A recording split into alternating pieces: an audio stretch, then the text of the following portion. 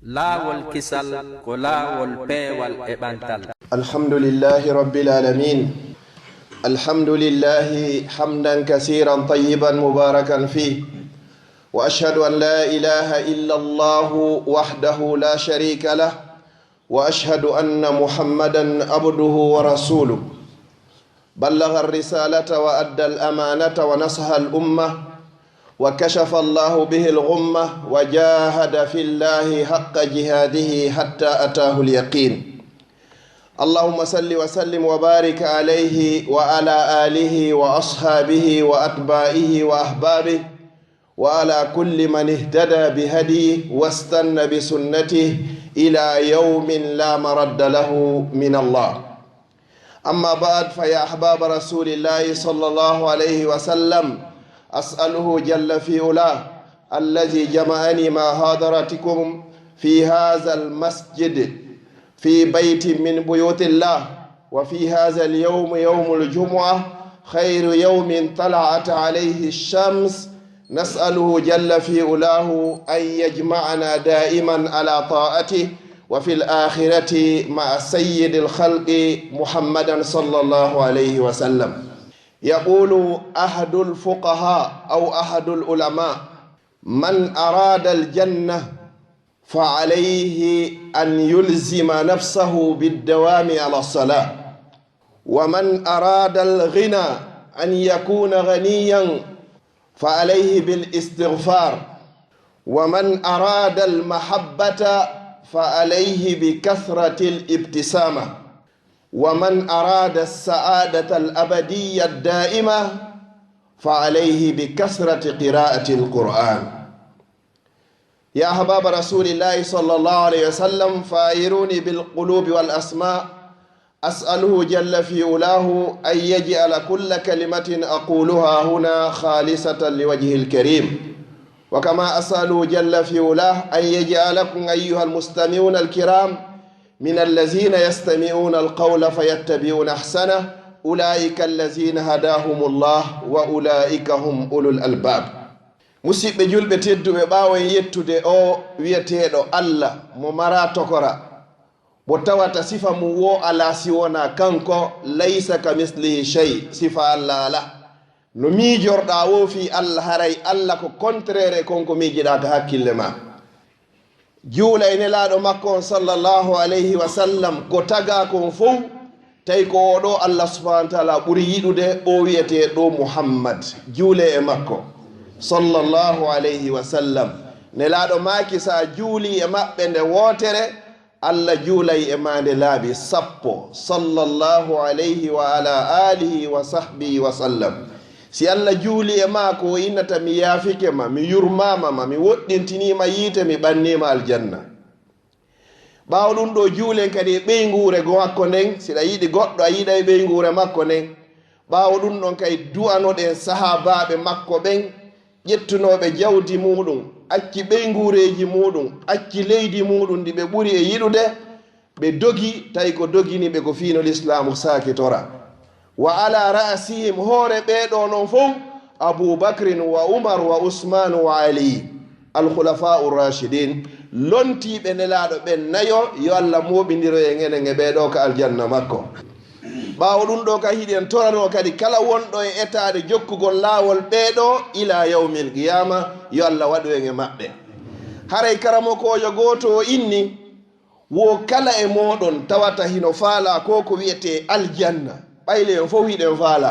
o inni ko honɗum ha on tigi hani duumade e muɗum yo duumo e ko ko wiyete assalatu juulugol. sa duumiki e juulugol tun andu a heɓay aljanna. dalil meɗen goɗɗo go arno landi nelaaɗo sallallahu alayhi wa sallam o inni ene nelaaɗo pellet an a naatoyayi aljanna mille haysi tawi mi naatoyi aljanna mi sikkayi wono yahi honno e étage gooto. nelaaɗo sallallahu alayhi wa sallam ko honɗum innunomo fa inni bi kasrati sujud walliram min kadi hebbuyngol sujjangol Allah fiyo mi toranoyoma Allah ye wono e nokkoye gooto ka aljanna. sa duumiki e juulugol andu placement on ko aljanna dow ga ɗon ko pihun tawata e fof ɗen faala aljanna yo Allah okko en aljanna. ɗiɗi wo man arada al ghina kala faalaɗo kadi ngalu wongol riche hiɗa mari jawdi hiɗa mari sonnaɓe hiɗa mari ɓiɓɓe hiɗa mari ɓuttu wo fa alayhi bil istighfar yo duumo e insinagol ka Allah astaghfirullah wa atubu ilay ko fanɗi o ko fanɗi aqallu shay 100 marra fil yawm nde laaɓi temedere e nder ñallal ngal ko ɓuri e fanɗude kon si wona ɗum lappuɗum nde laaɓi wulure landaki siɗa wondi e laaɓal ma sa wonda e laaɓal landaki sika juulirde wonɗa mana e juulirde landaki si sonnajo mo fiilade ma wala e fiilade alhaali ma on no wonirɗa wo si tawi tun hina e nokku tunuɗo fa alayka bil istighfar fiyon ɗum Allah dalika deftere makko fa qul tustaghfiru rabbakum insine joomi mon innahu kana ghaffara o yaafoto bakkatu ma on fof wa yursilu sama alaykum midrara wa yumdidukum bi amwalin wa banin wa yaj'al lakum jannatin wa yaj'al lakum anhara siko ɓiɓɓe faalaɗa insino siko jawdi faalaɗa insino siko malede faalaɗa duumo e insinagol si tawi a remi moƴƴaari insino siko ndiyam faalɗo yo aru insino kala ko sattiraɗa e hoore o aduna fa alayka bil istighfar ñande be ñande wi'u astaghfirullah wa atubu ilay hara naya waɗu hande waɗa janngo inna a tigi tigi on ustade yino kono hay hunde sottari ko ya duumo e muɗum nelaɗo sallallah alih sallam e maaki man lazima al istighfar wo kala duumiɗo istighfar ja'ala llahu lahu min kulli diqin makhraja Allah waɗante kala ɓittendi porte de sortie wa min kulli bala'in afiya e kal albala wi kay fokkitungi ma Allah waɗante cellal e muɗum wa razaqahu min haythu la yahtasib o arsikete kadi hara nokku ka habbanoki few sabu istighfar ɗo siko ngalu faalaɗa jogo istighfar astaghfirullah wa atubu ilay hara konngol ngol nde hingol yalta hakkilkin hino andi hingol yaltude ngol iwa ka ɓernde ngol yalta ka hunduko astaghfirullah wa atubu ilay mi tuubi mi ruttike faade kama an Allah ala hay nokka mi tuuba toto mi rutto sinaka ma tati on o inni man arada al mahabba wo kala kadi faalaɗo giggol e juuɗe yimɓe ɓen ɗa faala yo yimɓe ɓe yiɗe ko ɗum wo watta karamogojo wi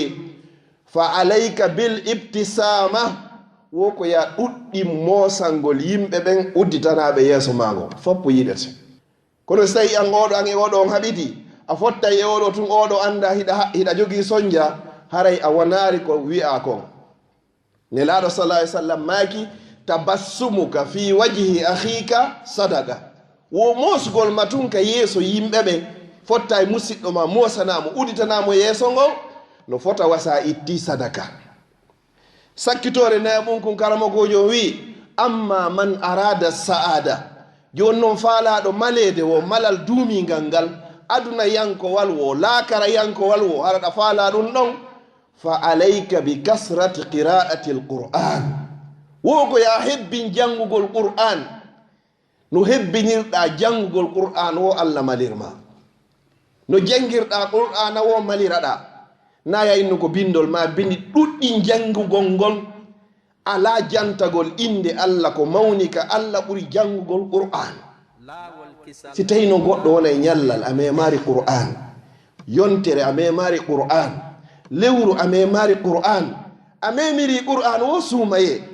ɗum na janngugol ni ɗum ko janginkinagol noon qur'an ko ñande be ñande ko qur'an inna anzalnahu qur'anan arabiyan min tippini nde dey ko jangetede ko ɗum winde qur'an ko yonde jange aya adiɗo tippade on kadi e nder mayre ko wi ko iqra fi'lu amri yadullu alal wujub kono waɗɗi yen fof meɗen ko be jange jonno ko onno jangirta hay si tawi ñande be inna inchallah ñande be mi heɓay passe goto jangaɗo ma mi heɓay ɗerol jangagol ma mi heɓay hisbe ma mi heɓay jusu ɗum non ƴettana Allah ndin ahadi ɗon hiɗaka suudu on non o jangete sika yaasi wonɗa jangete hande téléphone ji hino woodi kala ka wonɗa wawa wattude ɗo hiɗa ƴewa ɗo joɗɗa e auto ma ɗo fottaɗo e embouteillage wiɗo waɗa lere goto hiɗa ka embouteillage goɗɗo ko jangata jusu goto ɗum ko ɗeri 10 karamo ko ɓen ko estimi hara ko ɓowrinɗo ko 45 minutes hara heeɓi jusu goto ko jusu aji 30 woni nder qur'an joni noon ƴetten hara ko neɓuɗo fi wano wa min ko leere gooto leere e feccere haray a gayni sa salmini subaka janngo sengo woto ma ɗerol gotol wallinaɗa yaha e probléme oye ma sika ka fana kadi waɗa ɗon ɗerol gotol sa divisi ɗum ɗon e nder waktuji ɗin ɗeri ɗiɗi e nder laabi joyi haray a temmini ni a jangi qur'an a tawama e jangoɓe qur'an kono wata goɗɗo wonu ñallal musidɓe julɓe tedduɓe en fof meɗen hiɗen habbi gabru en fof hiɗen habbi ɗeɗɗere mayde en fof hiɗen habbi malakul mawti o argol hirsugol en fiye maayo tawata wonay ñallal timmugal a memari deftere allah nde ko tamma on ɓitti wo ko ɓitti heɓu sengo woto jangago e nder ñallal wallahi anin soyta si tawino wo hara hiɗen nanayno mayɓe ɓen ko wowlayno kon wo ko ɓe innayno en onon hiɗon wuuri ton hiɗon gollude kono on anda nafa joddi ko wonɗon e gollude kon wo menen mayɓe ɓen non joni min andi nafa joddi golle ɗen kono min wawata gollude mayɓe ɓen nodda hen ɓe inna onon kadi min torike on golle ko adi lawade golle ko adi on andoyde joddi golle ɗen hara on wawata gollugol enen fewno hay hunde wonari trop tard ko ɗum sinelaɗo sallallahu alayhi wa sallam maaki wo ala hay e goto e meɗen julɗo ma kefeero wo sina o ninsoyay yawmal qiyama ɓayɓe makide yewtere ɗo ngalɗini sahabaɓe heferɓe ɓen ɓe ninsoyay minen julɓe ɓen kadi men ninsa nelaɗo maki naam on ninsoyay sahabaɓen inni meɗen andi ko watta ha heferɓe ɓen ɓe ninsoya ɓe ninsoyay hannoɓe wona julɓe minen kadi ko honɗum men ninsiroyta nelaɗo sallallahu alayhi wa sallam maaki si allah yoɓitoyima joddi ko janguɗa aya goto ma o yoɓitoyima joddi ko ittuɗa ennero sadaka ennero o yoɓitoyoma 1 million ko honɗum innata inna hanino hara jaka mi ittino 2 euro ma 5 euro ma 10 euro mara ko 20 euro mi ittuno sadaka a regretay ɗum ɗon jaka mi waɗayno boyi allah inni man jaa bil hasanati falahu ashru amsaliha moƴƴi goto ngo yoɓe 10 ha 90 ha 100 ha guluje 100 yiya ɗum ɗon tawa hino ɗuuɗi inna jaka mi ɓeydayno kono hara woni laawiki hande kadi haray ko fa alaykum bil qur'an ayyuhal ahibba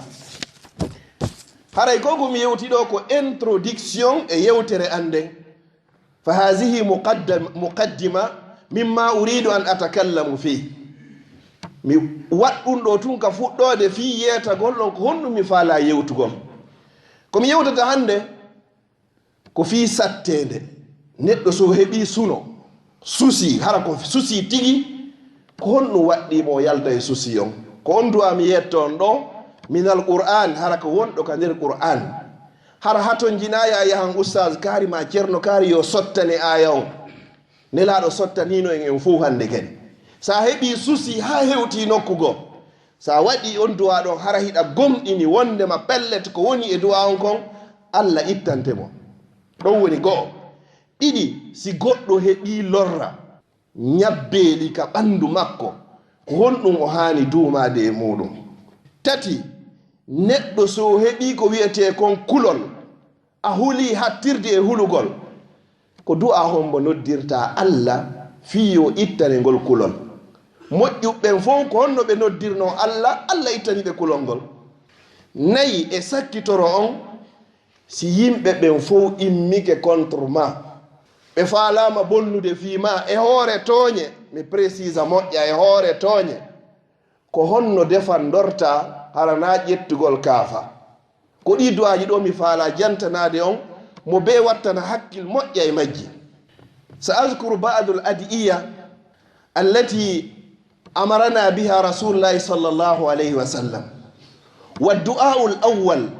idha nazala bika gham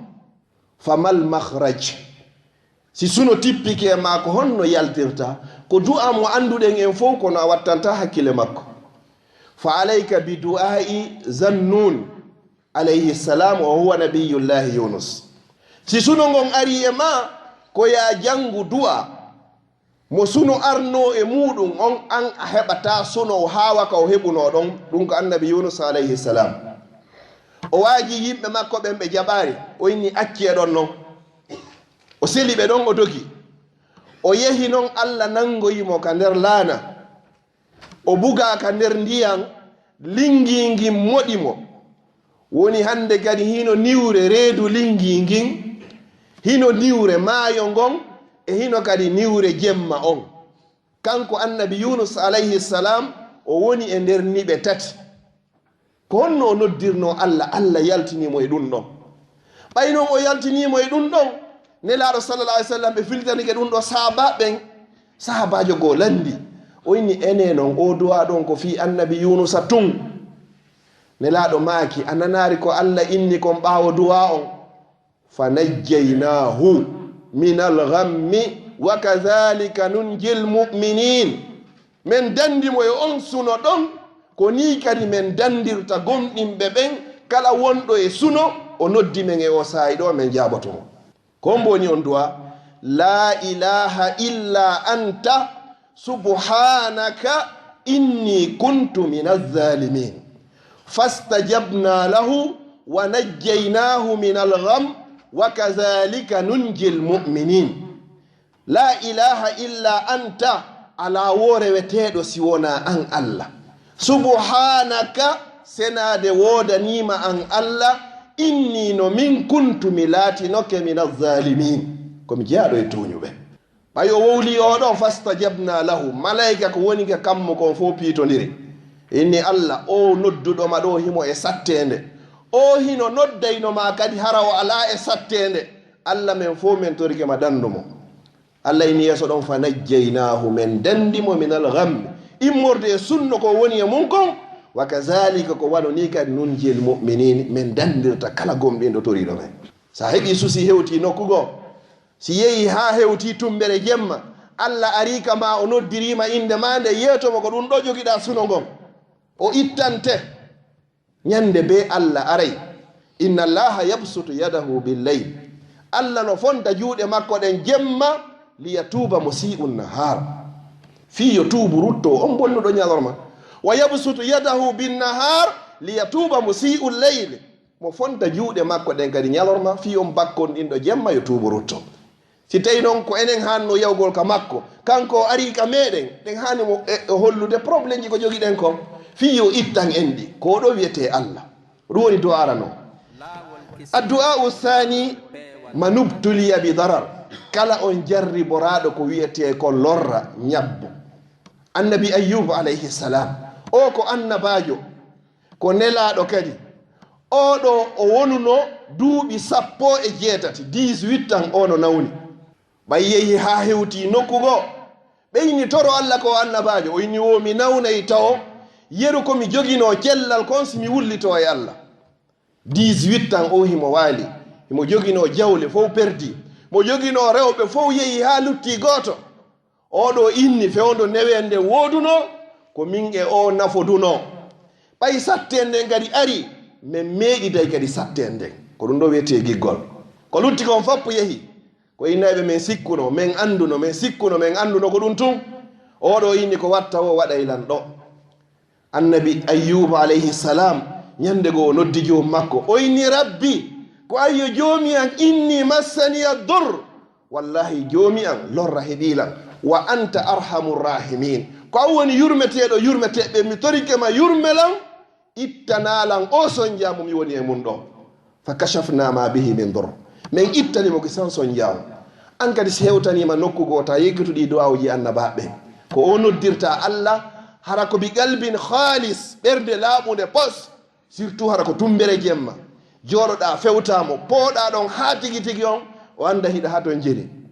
ko ɗum Allah sallam maaki ko udu'ullaha tore Allah wa antum muqinuna bil ijaba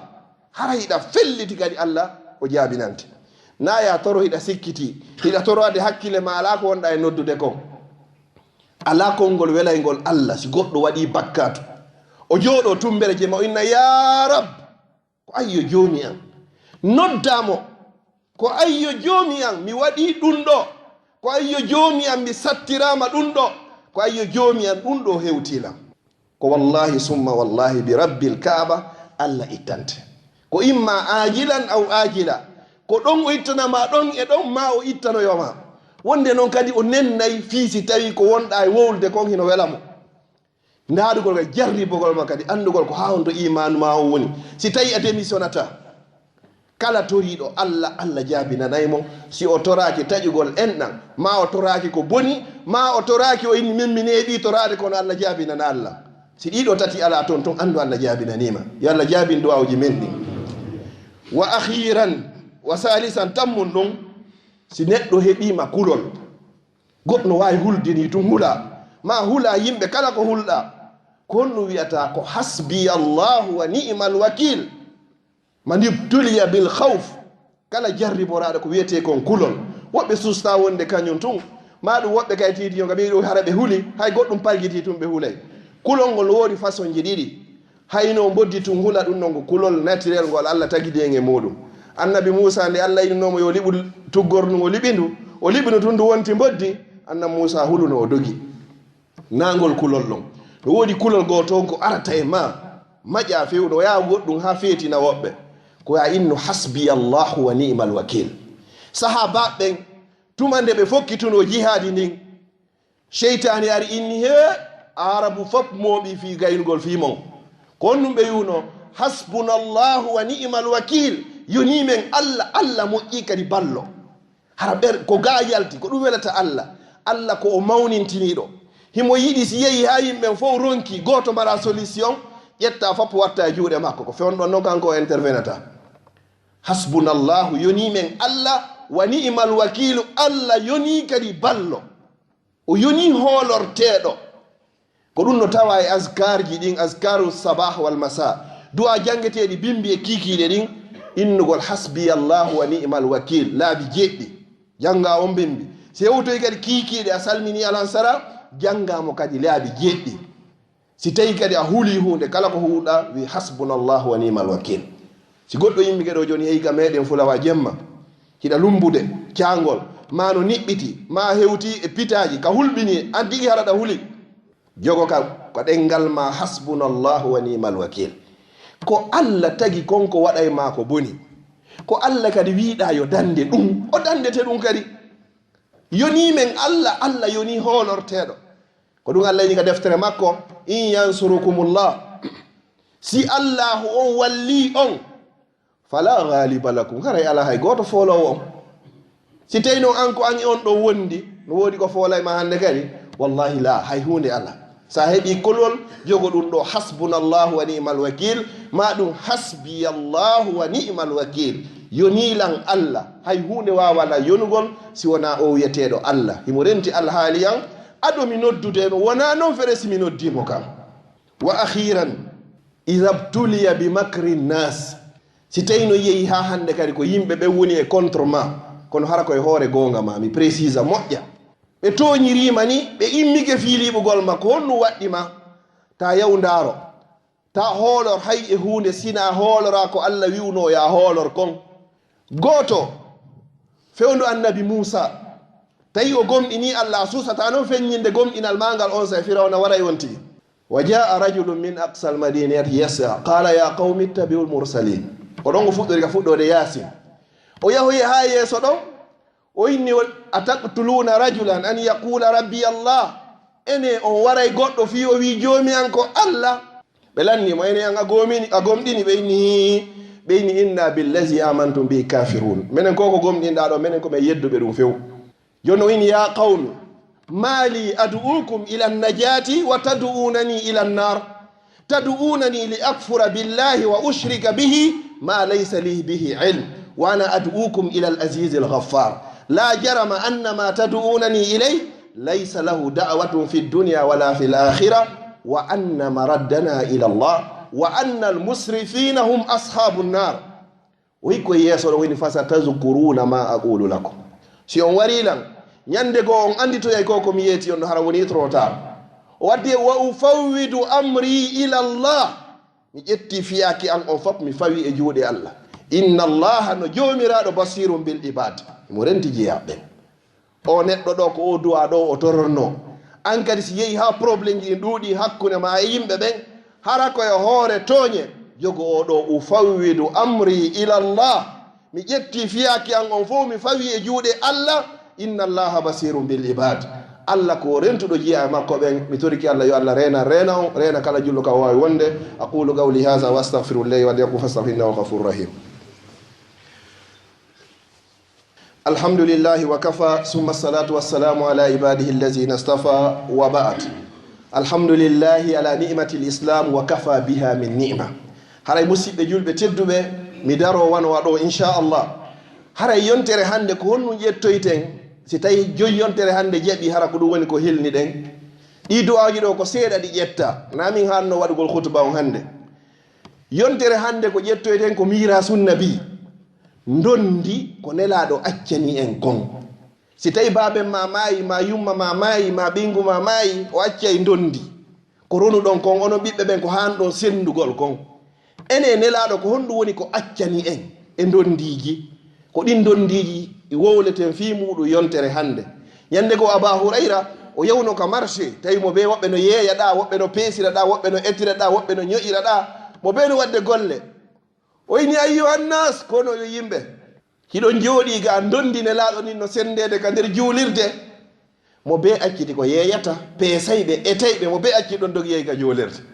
ɓay noon ɓe hewti ko honɗum ɓe tawno hino sendede, ko honɗum nelaɗo accani ɗe mofte ɗo tawata ko hanuɗen ɓe ronugol. si tawi joyi yontere hande jaaɓi bi isnillahi taala ko ɗum ɗo wonoyta hutuba meɗen on inchallahu. si tawi no Allah no accani en inchallahu seeɗa e gurnam. أيها الأحبة أسبوع القادم إن شاء الله سوف نتكلم عن ميراث النبي صلى الله عليه وسلم. ماذا ترك النبي صلى الله عليه وسلم لأمته، فيكون موضوع الخطبة في الأسبوع القادم إن شاء الله إن كان من الأمور بقية. هرأي بدر ونادون إن شاء الله. لا والكسل كلا والبي والإبانتال